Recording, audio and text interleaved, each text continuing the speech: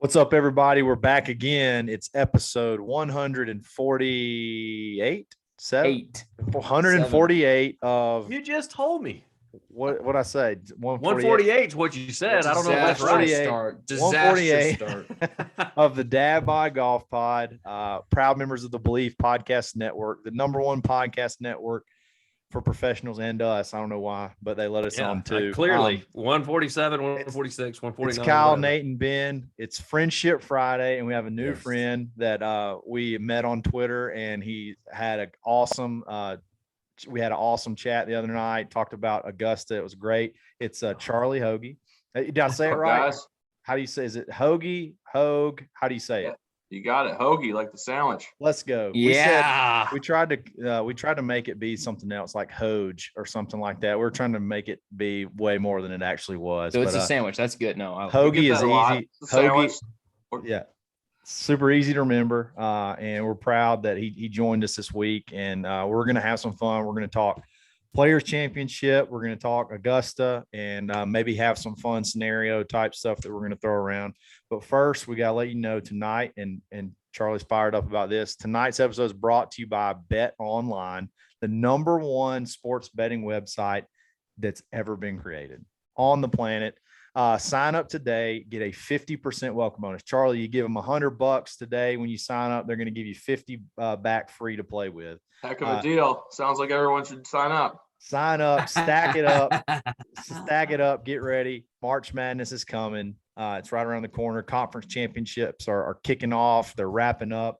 Sunday, Selection Sunday, and then it's game time. So let's get ready. Let's have a fun Friday, fun betting weekend, and BetOnline is actually where the game starts. So, gentlemen, it's Friendship Friday. Let's have some fun. It's probably it's a lot of people. I would say this weekend is. Especially for golfers, this is one of the most important. This is a lot of times they think this is the most important tournament of the year because it's the best field. They're fired up. The course is just panties in March. They have it just absolutely unbelievable. It's a huge ass purse. Humongous purse. They said I saw it was like if you're within the top 20, you make six figures. It's like, I think it's top 30 actually. Top 30, yeah. Top 30 makes six figures. Ridiculous.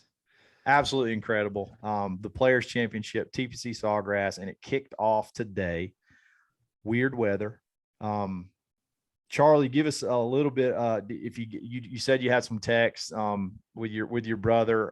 There was some weather delays. He got his in. I don't think he had a whole lot of issues, but like some folks haven't even played today. Like Scott Stallings had a 6:50 p.m. tee time, and obviously that didn't work out. So he's gonna have to play all 36, I guess, tomorrow and some on Saturday. So yeah, maybe if they let them, right? I think the weather's supposed to be terrible tomorrow too. Yeah, it's supposed to be bad all weekend. I had a buddy that reached out and I asked him if he won his bet because he said he was looking online and he said I've got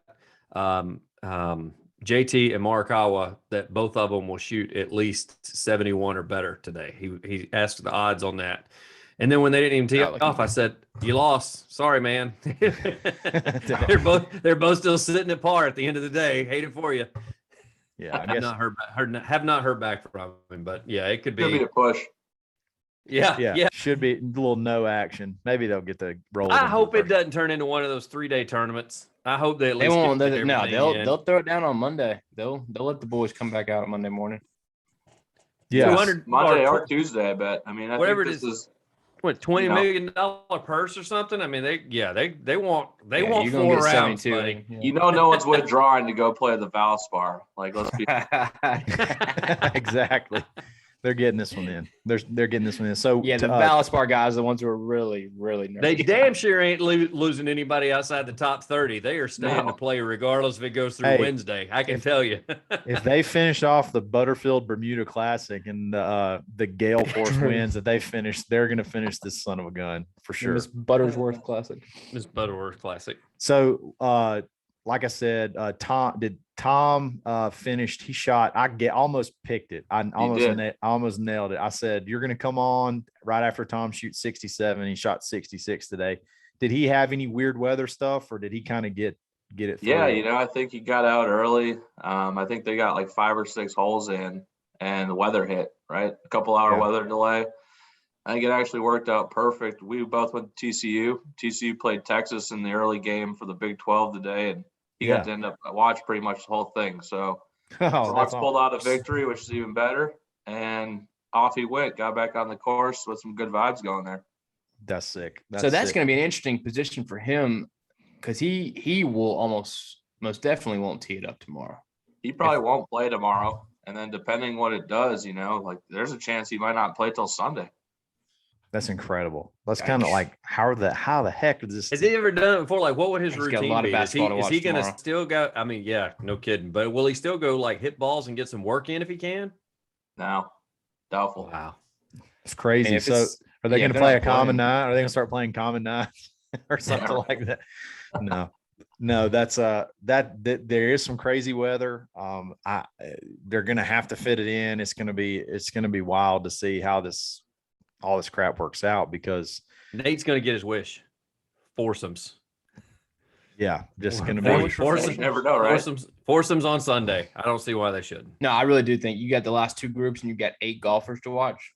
Bring it on. That's dope. I think that's phenomenal. They already play slow. They already all take too long. So let's just make it worse. So that course, you've played it. You said that you've played it quite I've only played Sawgrass once. Gotcha. Yeah. I went to Players a couple of times though, so pretty familiar with it. Yeah. What do you as far as like they're I think the lowest score today, of course, obviously there's weather. Tom shot 6 under. He's tied for the lead with Tommy Fleetwood. I mean, you said you were somewhere around like a 4 handicap. You're a little bit dinged up right now. Like what kind of how do you feel about it as far as like difficulty among some of the other courses that these guys play? Like, how did you play when you played there? Anything that we can take away from that? Who we can relate to? I think it's a pretty hard course, guys.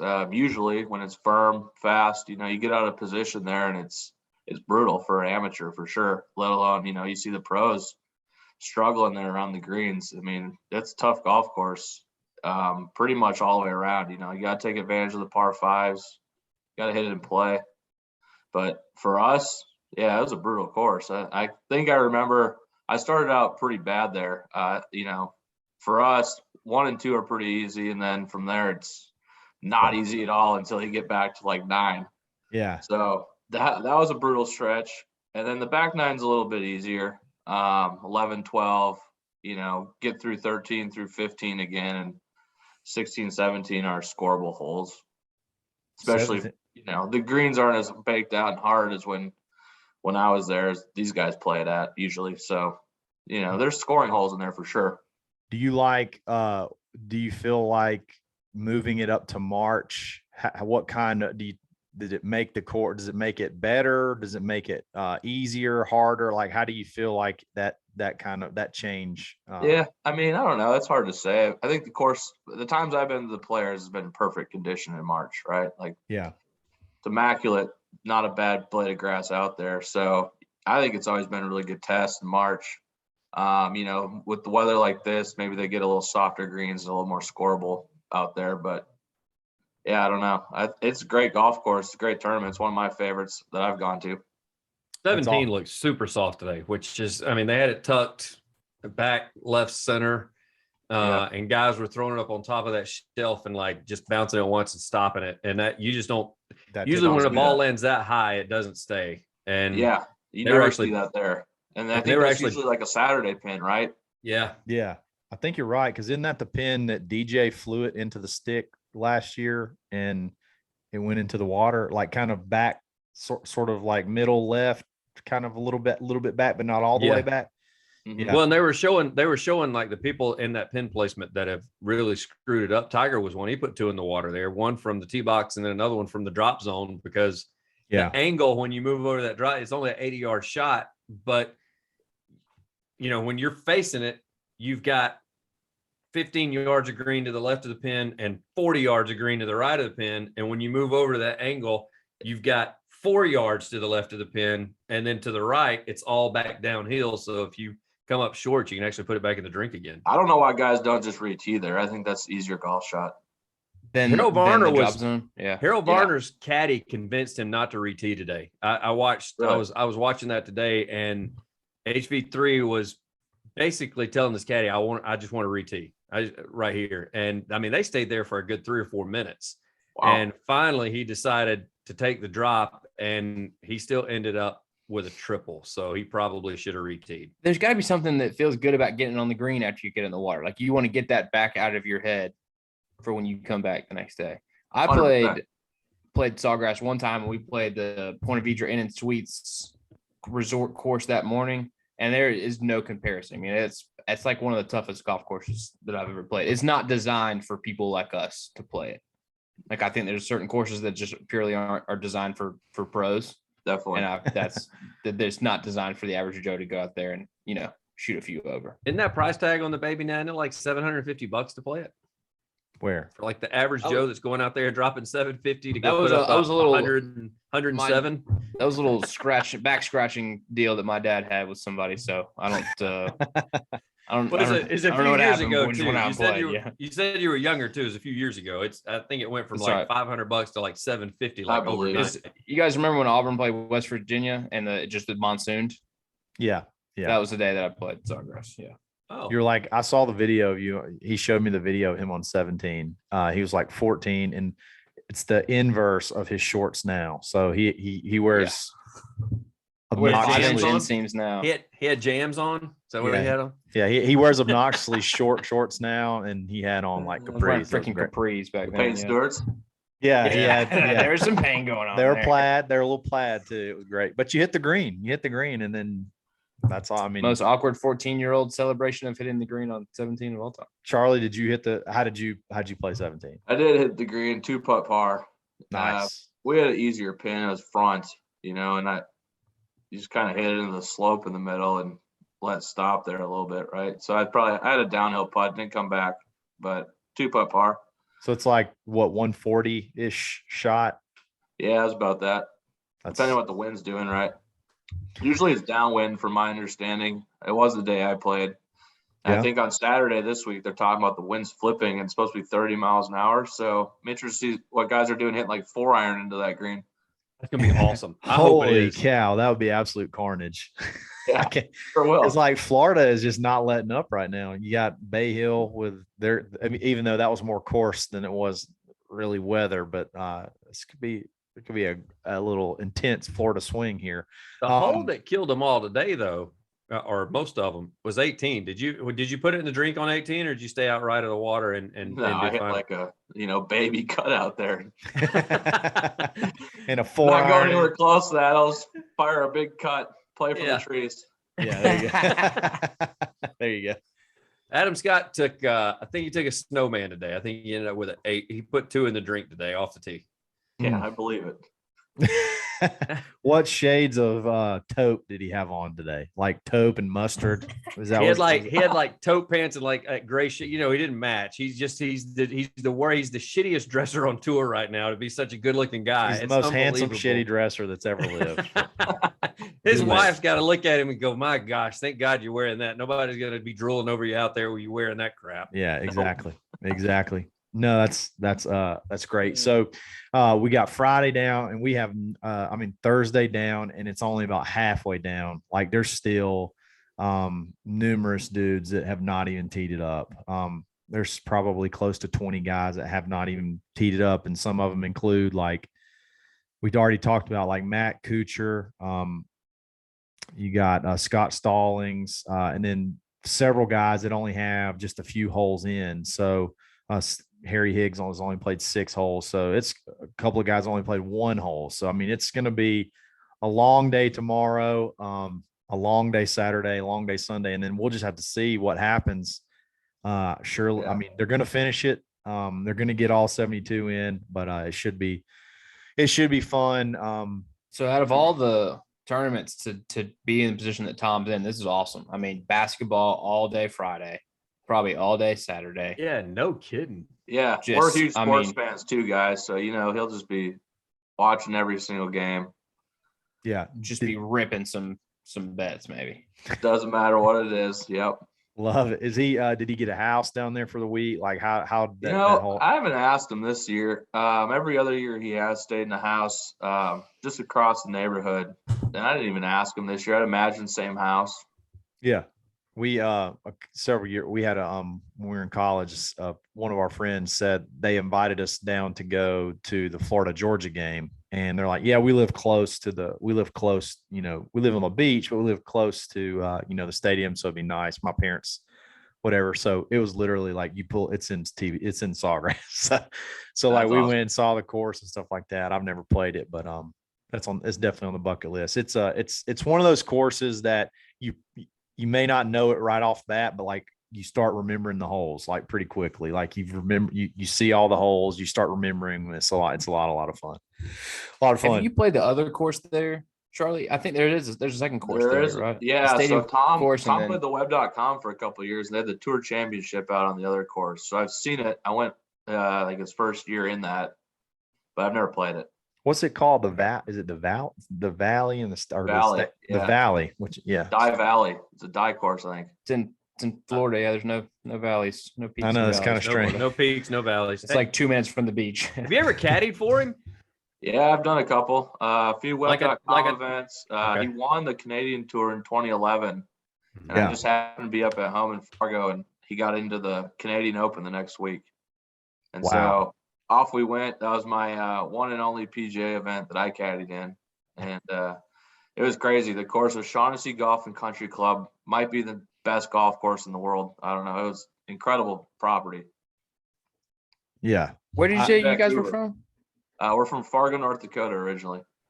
And y'all both That's went to both awesome. went to TCU. Both with TCU, so did my sister. We just I am saw- resisting every urge to throw some Fargo quotes out there. I'm not going to do it because I know you've heard them Go right all on ahead. 10 million times. No, I can't. What was it about TCU? Is there a connection We there? actually had a couple of guys that we grew up, they're older than us, played out at our country club we grew up at in Fargo, and they both played golf at TCU. Always spoke highly of it. For me, when I went down, Fort Worth was just a bigger version of Fargo. Everything felt, Yeah. same kind of city. Everything felt great. TCU's a awesome school, beautiful campus. Just was a no-brainer for me. Well, How'd the Texas Heat treat you when you first got to experience that? Awful. But now it's like the opposite, man. Like I've lived in Texas, I think, for 15 years or so, and I can't handle anything under like 50 degrees. 50 degrees, like I'm just staying inside. I tell people the story about the Texas Heat all the time. My sister went to UT Austin, and she got her master's there and got her grad degree there. And so I'm out one summer. I'm hanging out, and I'm out by the pool. It's like 9 o'clock at night, and the sun's still up, and it was still like 102 degrees. Yep. And I was like, "This is what they're talking about when they say Texas hot. This is ridiculous, man." Yeah, you're right about Scorching. that. Yeah, 102 Crazy. at 9 o'clock at night. That's insane. It's ridiculous. And humidity, it was unbelievable. So Yeah, it feels like you're in a furnace from about middle of April until October. Yeah, I went to the rodeo in Houston like once a couple of years ago, and I think it was in June or July or something like that, and it was miserable. It's a different kind of heat. Like it's like wet heat here, and it's just like heat there. And It's we're all just like, Southern boys. We all That's grew just up in it, oven and it's heat. still hot for us. So I couldn't Yeah, imagine I know, being man. from North Dakota, moving there and going, "Holy crap, what is this?" Yeah, you're right. Sure. I mean, Fargo used to get about 90. If it got over 90, people were complaining. Like Yeah. that extra 15 degrees is a huge difference. oh yeah, Does it's big. Austin have a PGA Tour event right at Austin Country Club. Austin Yeah, we Country, got the they do match that. play. coming up in a few weeks. Match play Oh does. hell yeah! That's where that's played. Great event. Is that something you go to that pretty often? I have in the past. It's never really lined up with my schedule a bunch. I'm usually out traveling for work, but I've gone a few times. It's kind of cool because they do as much as they can to limit tickets there to basically members. And Yeah. like if you want to buy one, it's like 5 times the going rate of a regular PGA Tour event for general admission. Like it's like Yeah. $200. It's crazy for a day. Wow. So that just like don't want people out there. If you go, it's a great experience because it's best 64 guys in the world and it's match play, which is a hell of a lot of fun. And it's a great thing to see.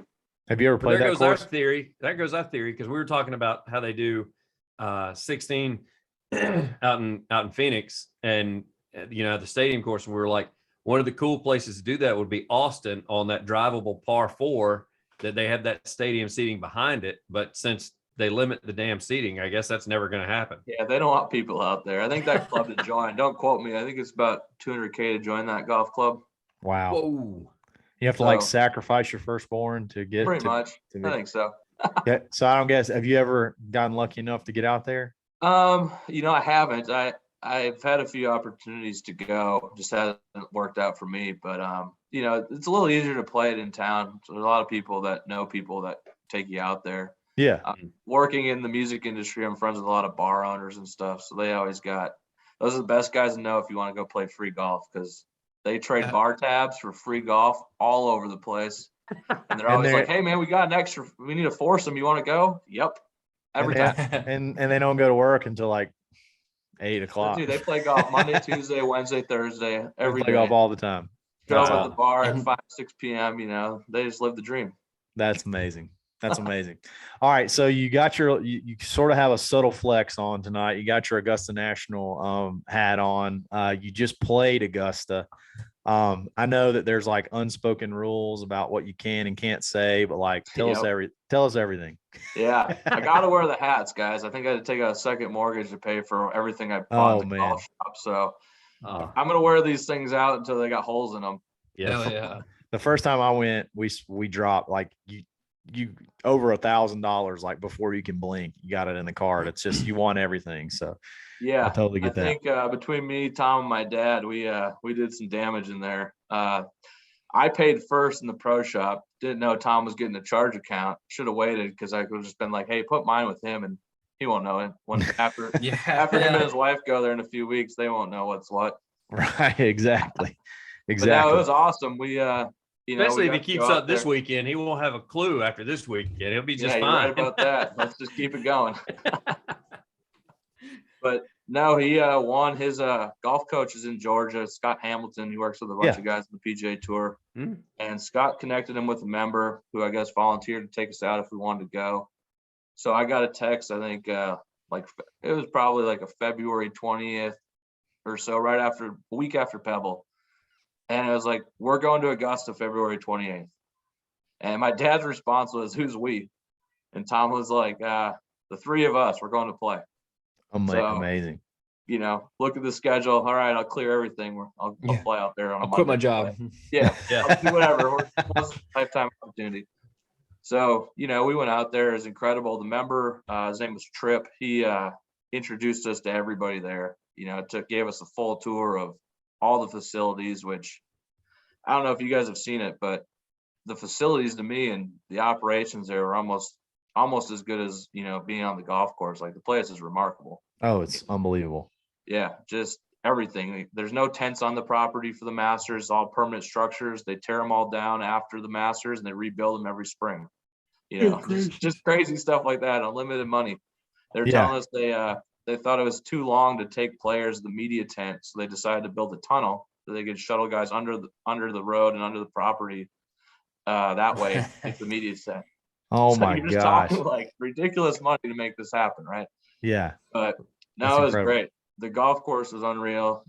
Just that was my first time there. The undulation was way different than what you think on TV, right? Like, way different. Yeah, that part we've been to practice rounds, and it just is. I was shocked. I just was shocked from what I saw on television. I couldn't imagine walking it like you did.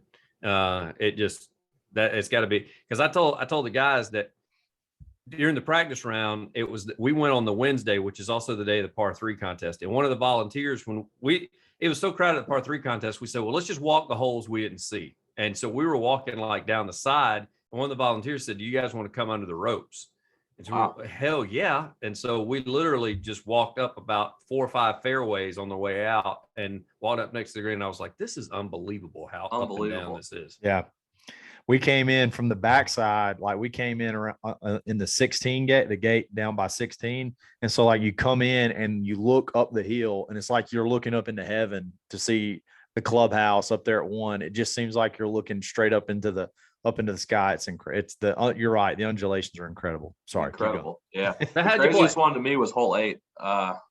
that uphill shot, I was standing there in the fairway. I played the members tees, so I chickened out, didn't play the Masters tees, which were like 7,500. The day we were there, was probably playing 8,000 yards because it just rained the night before. There's no roll. So I chickened out and played the members tees, and I hit a good drive on 8. And I'm standing there, and it's probably like 50, 60 feet at least up this hill. You can't see where you're hitting it to. And I'm just thinking in my head, like, I don't know if I can hit a 3-wood high enough to get it over this hill, but I'm gonna try it out. Yeah, just smash it up there. You said you up there. Did you said you had a nice little 2-putt birdie on 8. Yeah, right? I hit it to about 25 feet back pin. That was pretty awesome. Caddy gave me a bad read. He apologized for about 3 holes for that read. But no, I mean, the greens, he's used to, I guess they call him Low Am Tam. His name is Tam. And he's only caddied in 2 Masters. He's had the Low Am in both the Masters he caddied in. That's amazing. He told me he's a really good green reader, and he apologized. He's like, I just thought they'd be breaking more like they would for the Masters, and that one didn't break very much. Yeah, thanks. That's like a really good way to get out of it. Be like, I thought it was gonna be like the Masters. Yeah, right. Yeah. What do you feel like did they say like the greens as far as like when y'all played them, what they're rolling versus? They're, regular, like a regular country club speed, probably 10 to 11, I would bet. Yeah. Nothing crazy. There's definitely holes where you get on the downhills and they're going faster. Like I hit a chip on 14. I was just short left. Pin was kind of middle 14. I hit a chip like as far left of the green as you could hit it. And that ball still barely stayed on a plateau. I probably had a 20-footer back for par and it almost rolled all the way off the green on the right side, which is just nuts. Yeah. Like that, if it's in the tournament, that probably rolls off the green. I got no chance in the tournament. I mean, they say for the tournaments they're rolling like 14, right? Right now they're just getting the course ready to be perfect second week of April. So they're in that process of just getting everything ready to firm up and go. Gotcha. Getting all those things, they suck the moisture out of the greens underneath. Yeah, sure. That's what they we interviewed Boo Wickley a couple of months ago, and hell yeah, he explained how he did not like Augusta very much, but he didn't want to say it too much. But he said that was his biggest issue. He said they got the technology. You're talking about the tunnel. They got the technology that if they want to firm them up, they can suck the moisture out of the green and dry them up overnight. Yeah, that's crazy. Yeah. That's crazy. All right, so you've played the course. One of the scenarios we had a while back. We'll just go like into some scenario type stuff and just have a lot of fun. So, if you had to hit a green, well, I can't remember what was the scenario. What was the penalty? If you had to, it was 17 at Augusta or 12. I'm sorry, 17 at Sawgrass or 12 at Augusta. If you had, which one were you most likely to make a double bogey? What was the scenario? We're all over the place here. And I don't know. We do this every week. There's so many scenarios. Yeah. Which one? What's an easy holes right? I knew 17 was the one. I forgot what the other one was. Okay, if you had to step you got up 10 grand on the line, and you can either hit the green on 12 at Augusta or 17 at Sawgrass. If you miss the green, not only do you not get 10 grand, but you have to jump in the water. No, I'm just kidding. You have to pay 10 grand instead of receiving 10 grand. You got to pay 10 grand. Ooh. You gotta jump in the water, guys. I'm picking Augusta because I know there's no alligators there. To hit the green though, 17 at Sawgrass green's probably easier to hit than 12 at Augusta. Really? Yeah. Really? I did hit it good at Augusta. I hit it to about, I thought I made it. I hit it right over the flag to about 12 feet. Disappointed. I thought I was in the whole way. But that green is so narrow, and that tee shot, especially after watching the Masters all the time and Spieth hitting the water and everyone. And you only got like one crack at it. Like I was nervous as it could be for 12. Yeah. 17 was kind of, it's an intimidating shot, but for an amateur, it's just kind of like whatever. The green's a lot bigger. Right. So 17 for you for sure. Easier if you had to have money on the line. You would bigger take target.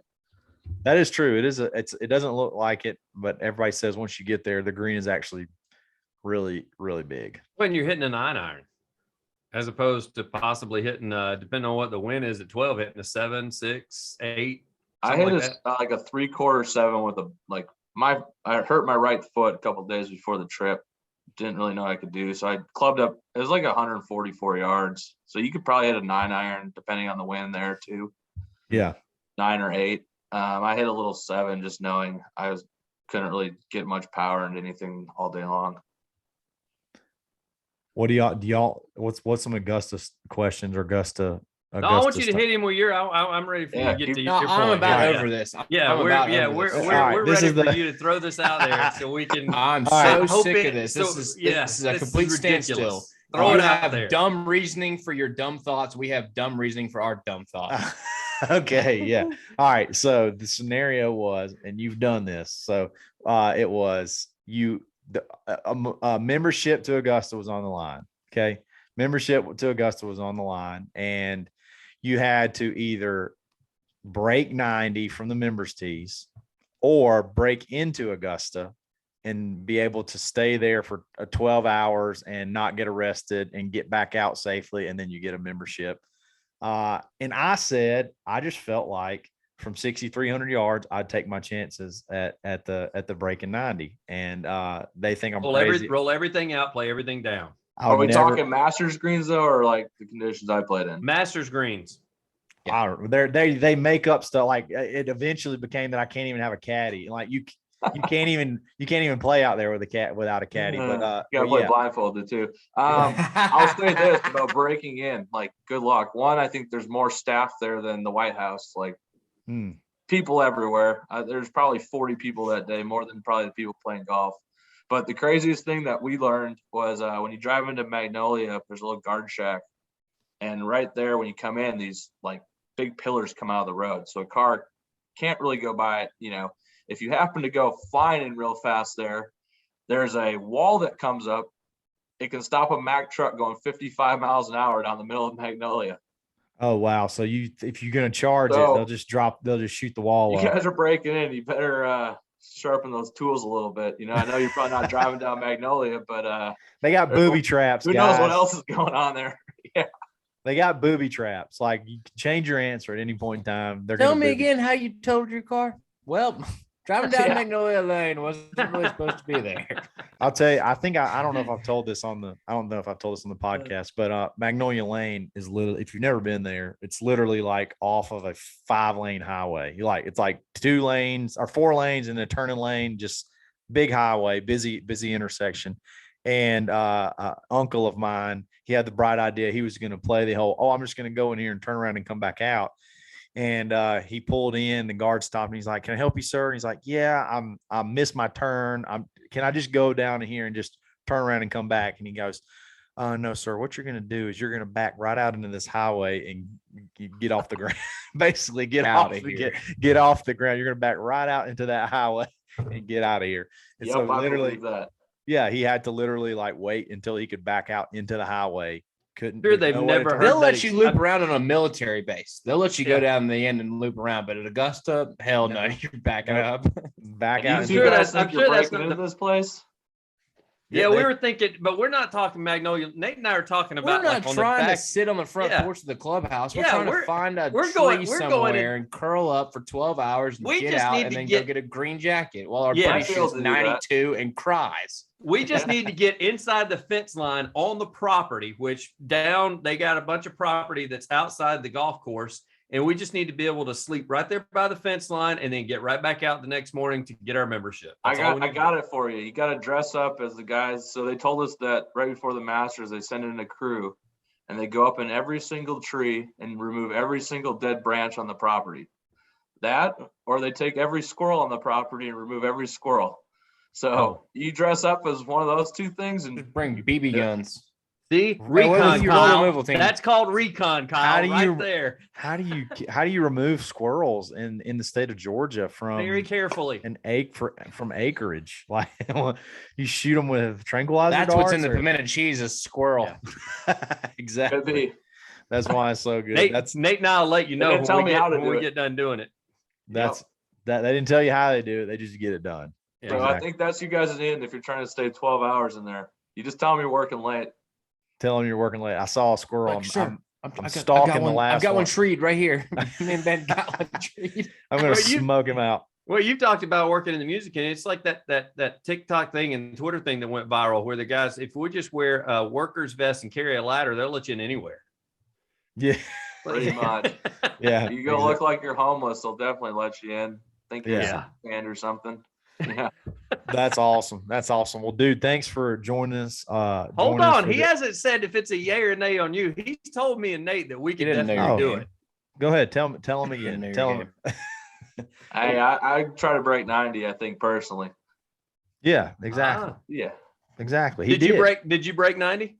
I did. I shot 79. I was 6 Wow. over through 6, trying to figure out how to swing on my hurt foot. And from the figuring out how to swing on your hurt foot. yeah.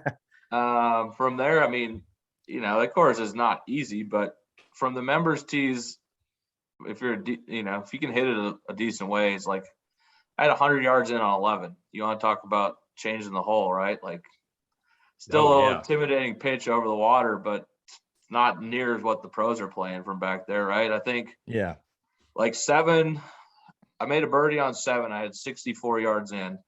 I had 2-putt birdie on 8. On 9, I had like 60 yards in. So it's just a different golf course for the members tees if you can hit it anywhere decent out there. Exactly. That's the point. And so, I mean, even there, like, I would take a 14 green speed, putting everything out with a wedge in your hand, half the golf course. Yeah, exactly. That's my thoughts. Exactly. Just slide in there at 89 and you're good to go. Good to go. Yeah. Right. I mean, 13's pretty, if you draw it, 13's easy hole. Where is the tee box on 13? I was curious about that. Yeah. From the members tees, where's the tee box? I'd have to look. I don't have the card in front of me. Could you see around the corner? I hit a little like toe draw out there. It wasn't the best ball I hit. I had 220 in, and I was off like a side hill lie that I knew off my foot. I just couldn't put anything into it. So I laid up to like 80 yards. And it was the pin was front left for the day. It was a really easy wedge shot in, right? I had like 15 feet under the hole. Should have made that putt. Yeah. So, I mean, some of those 15, I drove it right into the pine straw. I had to punch out. And again, I hit a 140-yard punch shot to 100 yards in. Yeah. So not that demanding when you're out there.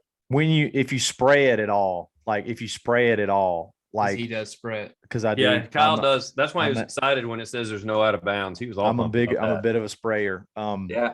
First thing my dad said was, I didn't lose a ball. It's like, yeah, you can't. You can't. And for if you ever notice, like they limb all the trees are all for the most part limbed up pretty good. So like it's not like our course we play. There's like briars and all kind of crap that are there. It's just like you're just over in the pine straw. You just kick it out of the pine straw and go. Yeah, what's really nice start is you get a caddy. Your caddy checks around and moves your ball in the pine straw for you because he doesn't want you to break your wrist on a tree root. So that's even better. You get a preferred lie in the pine straw, maybe even a foot wedge thanks to the caddy. And not with a membership on the line. That's not happening. Can't break your wrist. If you break your wrist 4 holes in, suck it up. Try and break right. Money, Bob. Tough job, Bob.